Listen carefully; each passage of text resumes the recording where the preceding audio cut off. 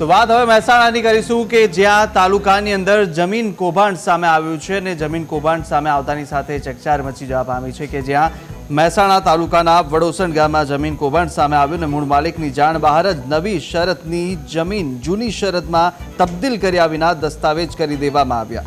Survey number 772 વાળી જમીનનો ખોટી રીતે દસ્તાવેજ કરવામાં આવ્યો અને મૂળ માલિકની 4 વીઘા જમીનનું બારોબારીયું કરી દેવામાં આવ્યું છે। सब रजिस्ट्रारे जूनी नोंध जोया विना दस्तावेज नोंधी दीधाना आक्षेप लाग्या छे। त्यारे समग्र मामले खेडूत अने जागृत नागरिके दस्तावेज नोंधनार सब रजिस्ट्रार सहित 11 लोको सामे पोलीस अरजी करी छे।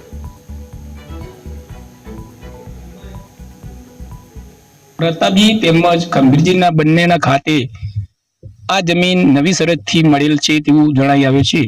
तेथी आ जमीननो दस्तावेज तारीख 7/8/2024 ना रोज थई गयेलुं जाणवा मळेलुं। वडोदरा गामनो जागरूक नागरिक तरीके गई तारीख 31/8/2024 ना रोज महेसाणा जिल्ला सब रजिस्ट्रार अधिकारी साहेब समक्ष तेमज वेचाण आपनार तथा वेचाण लेनारना विरुद्धमां गुनो दाखल करावेल छे। हमारी जमीन हमारा भाईनी छोरी हती, ईवाने 12 एक नंबर हतो ते ईवाने 12 वेकी मारी। अमने तो खबर साहेब नथी अपना ताते आ तो वाते वात करशो साहेब खबर पड़ी। ખેડૂતોની જમીન કોઈ પચાવી ન પાડે તે માટે રાજ્ય સરકાર દ્વારા કડક કાયદાઓ બનાવવામાં આવ્યા છે। લેન્ડ ગ્રેબિંગ સહિતના કાયદાઓ અમલમાં છે। આમ છતાં આજની તારીખે પણ ખેડૂતોની અજ્ઞાનતાનો લાભ લઈને અથવા તો તેમના ભોળપણનો લાભ લઈને તેમની જમીન પચાવી પાડવાના અનેક કિસ્સાઓ સામે આવી રહ્યા છે।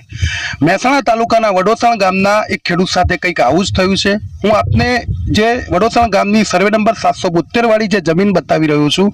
આ જમીનનું બારોબાર વેચાણ કરી દેવામાં આવ્યું છે। આ જમીનના કારણે જે જૂની શરતમાં જે ગણોતદારાની કલમ 43 મુજબ આ જમીન નવી શરતની જમીન હતી જેને જૂની શરતમાં તબદીલ કરવી પડે અને તબદીલ કર્યા વગર જ બારોબાર વેચાણ થઈ ગયું।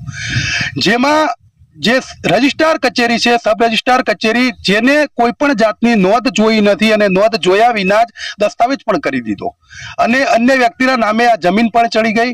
છેવટે ખેડૂતને આ વાતની જાણ થઈ અને તેણે હવે આ મામલે પોલીસને ફરિયાદ આપી છે।